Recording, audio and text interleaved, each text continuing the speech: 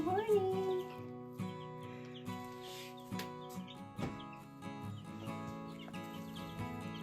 Good morning, good morning.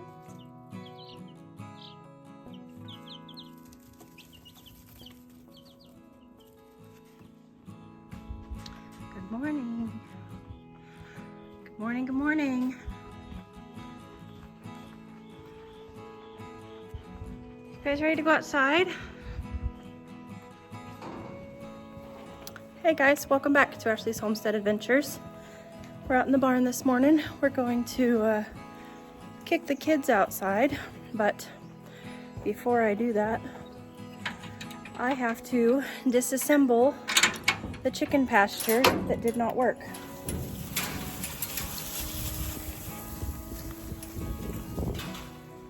This is the chicken pasture that did not work. I put this up in hopes to put my barred rocks out here and let them be pasture chickens, and learned the very important lesson that sheep net does not work for chickens. So I'm just gonna go ahead and break this down, and that way this netting is not taking away from the electrification, words are hard, of the fence. I don't want it taking away the strength of my fence. There's just no sense in it because there's nothing in the netting. So I'm gonna go ahead and break this down real quick, and then we will get the horses out.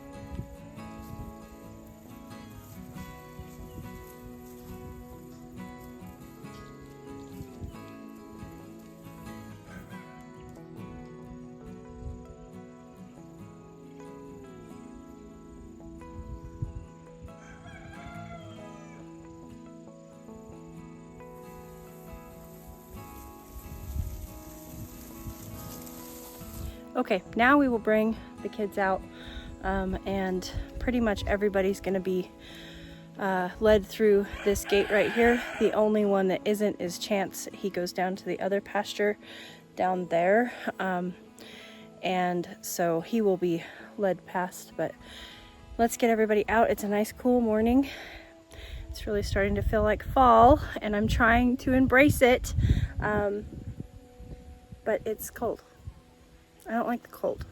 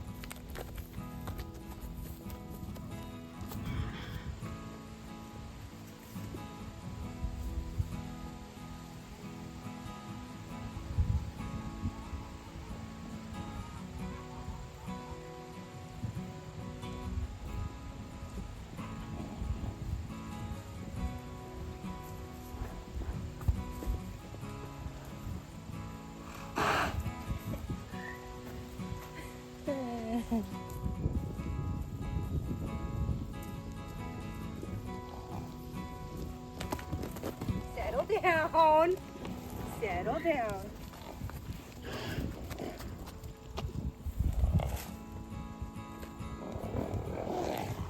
Oh goodness, I know. Help yourself out.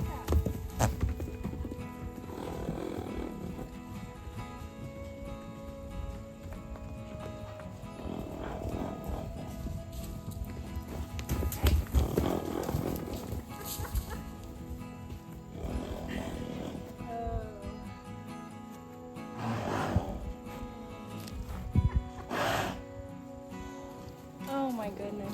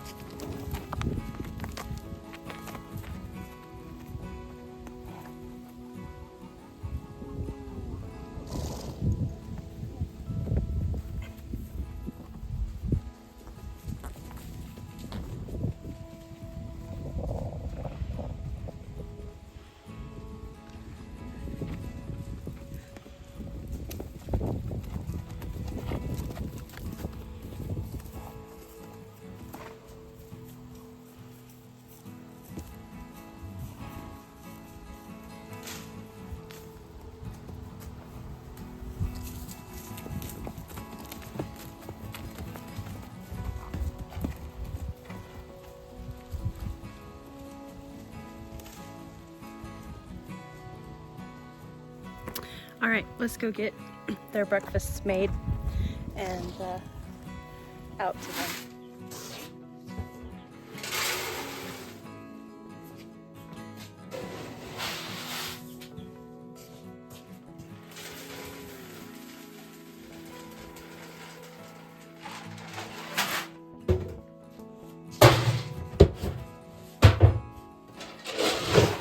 This is alfalfa pellets. And of course, everybody gets a cookie, pay our taxes.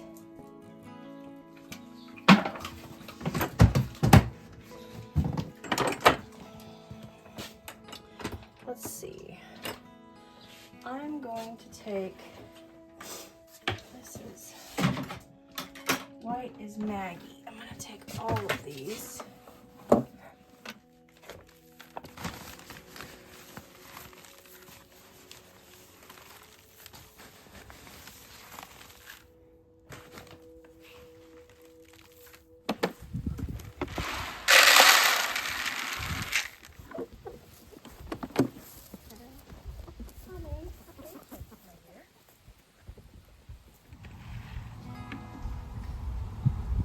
Maggie, you're a dork. It's in your bowl.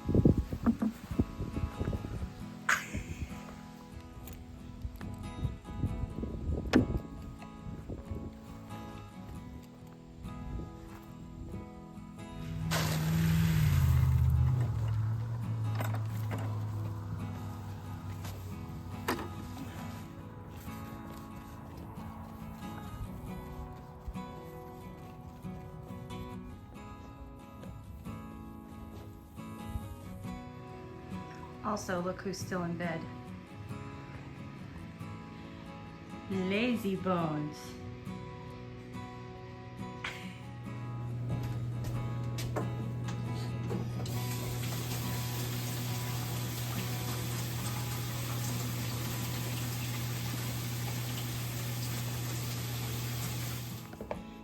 Discard bread. It's been rising for an hour, and we're gonna shape it into a loaf and then let it rise for another hour. In the fridge, no, that is not Hershey's cocoa powder. That's just the jar that it was in. That is bone broth from the chicken feet from the chickens that I butchered recently. And this has been in the crock pot for 3 days on low, and it's now in the fridge, and you can see that the fat line is already establishing, and I will skim the fat off of the top once it solidifies, once it cools down completely. And this, like I said, is out of chicken feet, and we don't eat the bone broth from the chicken feet. This is dog food only. But I got that done this morning. Strawberries thawing out, ready for jam. And don't forget about the 3/4 full 5-gallon bucket of muscadines that we picked yesterday.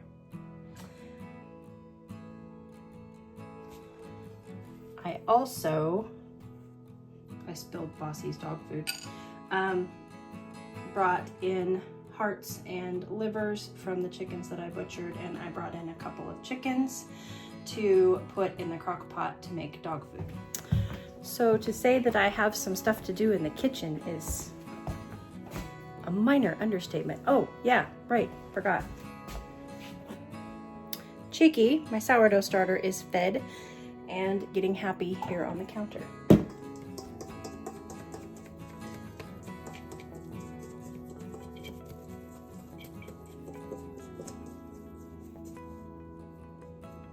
On the stove for an hour. Actually, I don't think I'm going to leave it covered on the stove. I think I'm going to leave it covered over here because I'm going to be using the stove. Okay, now we are outside. I have my harvest basket, and I am going to harvest off of my rhubarb. And generally, rhubarb, you do a harvest in like April and then August. I don't know if that really rings true for Arkansas. I feel like you could harvest when you need it, but I am going to go ahead and harvest half of my rhubarb, and whatever we don't use today I will cut up and freeze for making jellies throughout the winter, because of course they will die back for the winter time, and I want to give them time to kind of reboot after being harvested before we go into a frost and before they die off for the winter. I want to give them time to recover. That was what I was trying to say. As well as I'm going to just kind of clean them up because they look kind of sad. It's been a hot summer, and rhubarb doesn't love the heat, and so I'm going to just go ahead and clean them up while I'm here, and I have my pruners in my hand. It won't take me long. So we're going to do a little gardening while we harvest.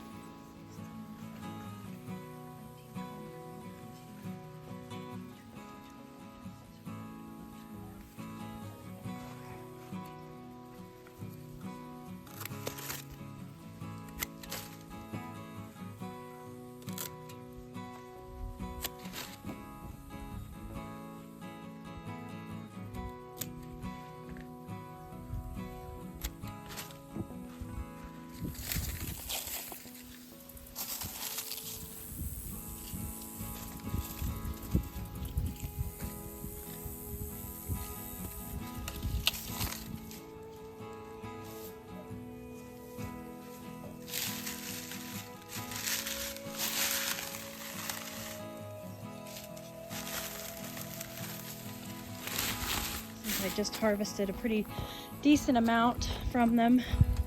Let's go ahead and get them a drink.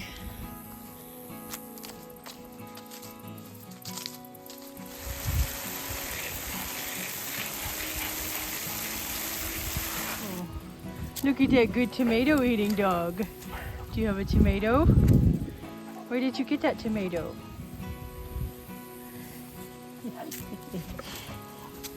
You've been harvesting from the garden? Huh? Yeah. Okay, we are in the Ball Blue Book Guide to Preserving, and we are going to be following this recipe. If you would like to screenshot it, you are welcome to. That is 5.5 cups of sugar.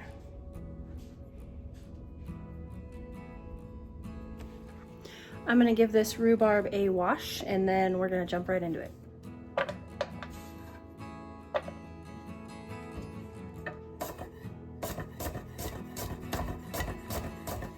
Just a little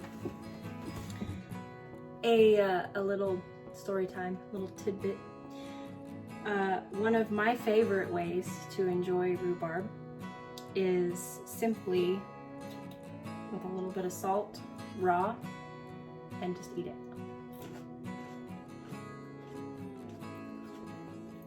It's so sour. Get your glands going. So, when you guys see the end pieces getting dipped in a little bit of salt and disappearing, that's where they're going. Was something I got from my mother. My mother loved to eat lemons and limes with salt on them. Anything sour. So she very much so gave me a palate for sour things when I was young. And it is a very fond memory of mine, of my mama, and I'm very thankful for those. So that's just a little tidbit. I don't eat rhubarb very often, you know, once or twice a year. And so when I do, it is something that I love to do, is just dip it in salt and eat it raw. So it is, I do know that it is weird, but there's a little tidbit of information about me and why I do it.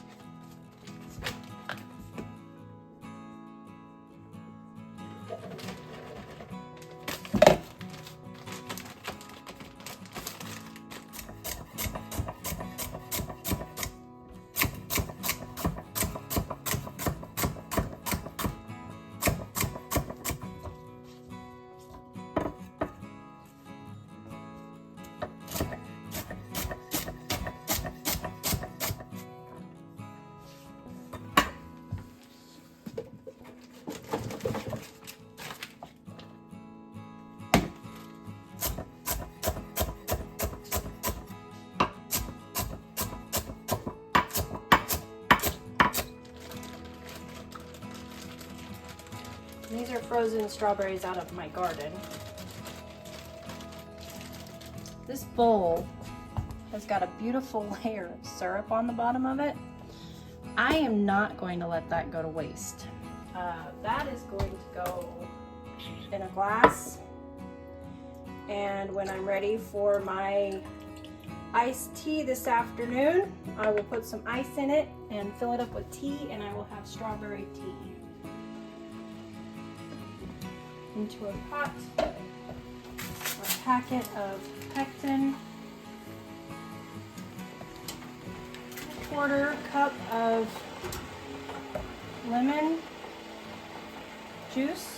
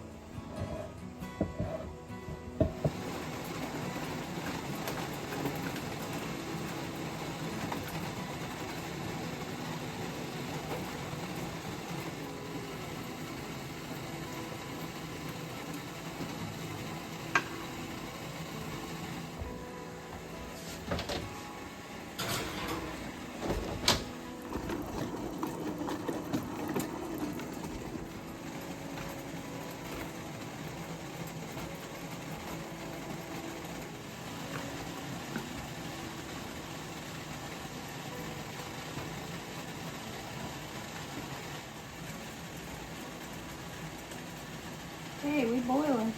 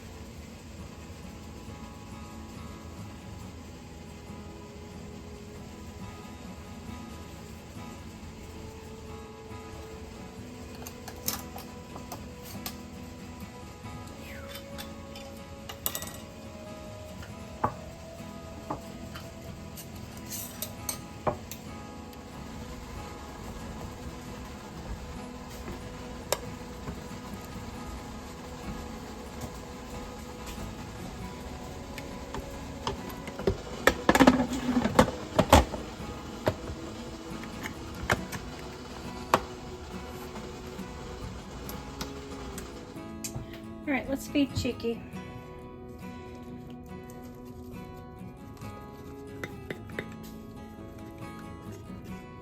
She weighs 236 total right now.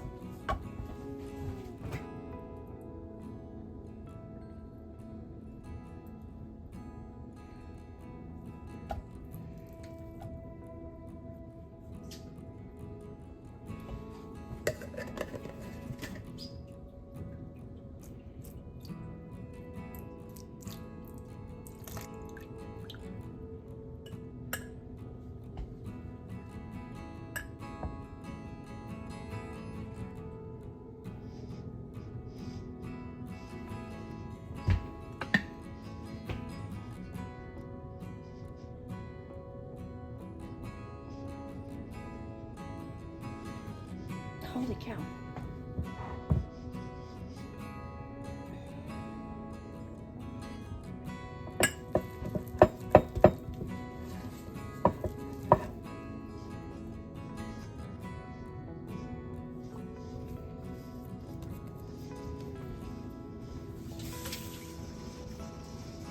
Okay, you guys, so now I'm gonna do some dishes. My kitchen is blown up. I have a really little farm kitchen, and we need some room to work. So I'm going to unload the dishwasher and reload it. That's done.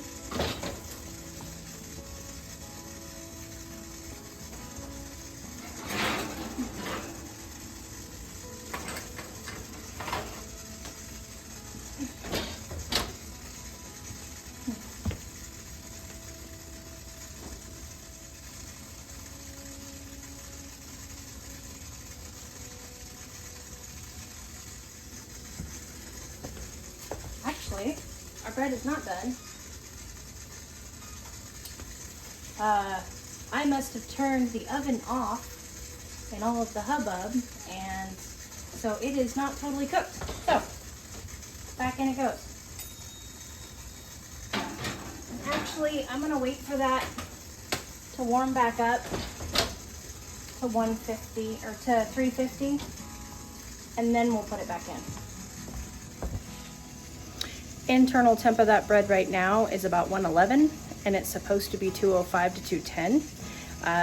The bread's rise looks good. Everything, everything else looks good. It just didn't look brown enough when it came out, and then I happened to look up at the oven, and I must have turned the oven off.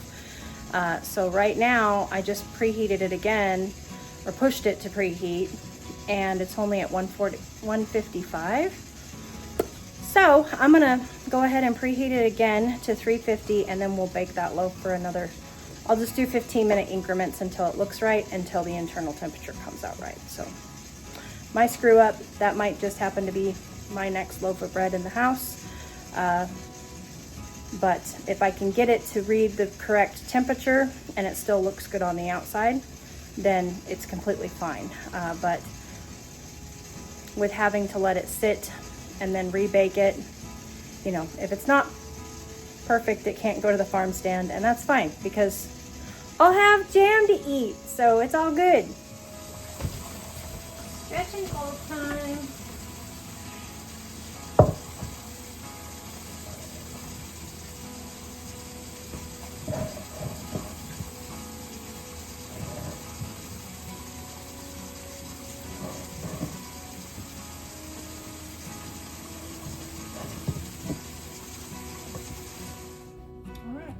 Done.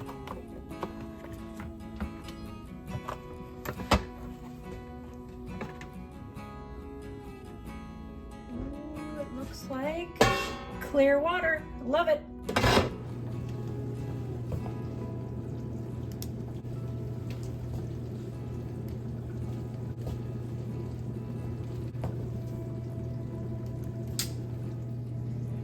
Okay, so the separation is from not getting all of the foam off, and this was an extremely foamy batch, and there wasn't like a clear separation in between the foam and the jam. And I don't know if that is because afterwards I looked at the box and I used a lower sugar pectin, and this was not a lower sugar recipe, so I don't know if that has anything to do with it. If any of you wise people out there know why it did this, it does seem to have, gelled up perfectly fine, but we do have separation in the jars, and if any of you know why, please let me know. I'm sure that they'll still taste fine, but I'm not sure what the separation's about. So hopefully the comment section will be an encyclopedia of knowledge. So we'll see. We're gonna just move on. I'm sure they'll be fine, and if they're not, then lesson learned. Stretchy foldy time.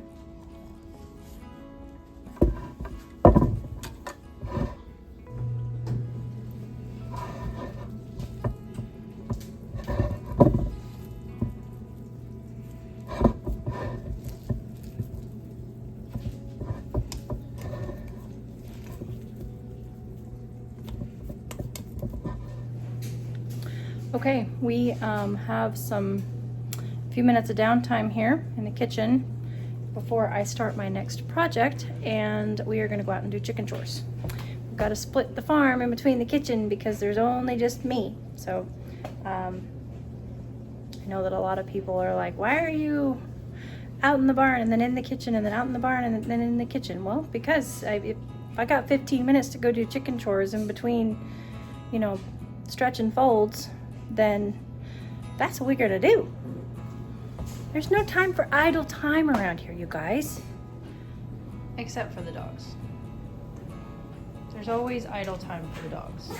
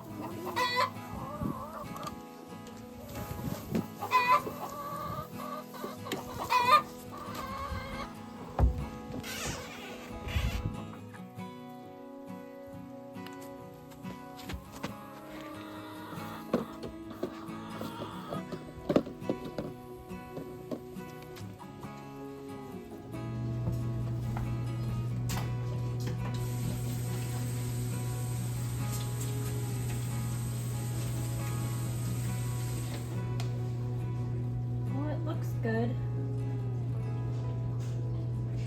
Oh yeah. Okay.